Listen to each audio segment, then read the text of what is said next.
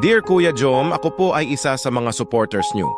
Nais ko lang pong magbahagi ng maikling kwento tungkol sa aking buhay. Don't be fooled!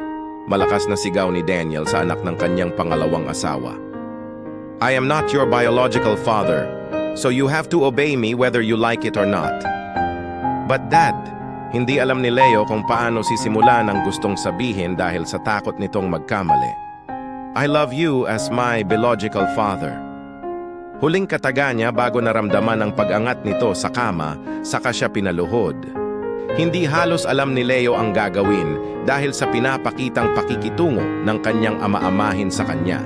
Lahat ginawa na niya para lang maramdaman ang pagmamahal nito at ituring siyang anak, pero hindi niya ito makita o maramdaman man lang ni Katiting.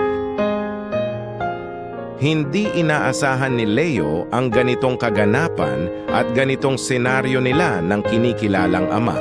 Ang inaasahan niyang amang magmamahal sa kanya ay isa palang impyerno kung tutuusin. Nakaluhod ngayon si Leo sa harapan ng kanyang stepfather habang nakaupo at nakalagay ang dalawang kamay sa hita. Halos manginig siya sa lakas ng sigaw nito at ramdam na ramdam niya ang galit dito. Sorry, Daddy. Nanginginig na sabi ni Leo sa kanapatingala dahil sa marahan hinawakan ng kanyang stepfather ang kanyang baba. What do you want me to do? Be my sex slave, Leo.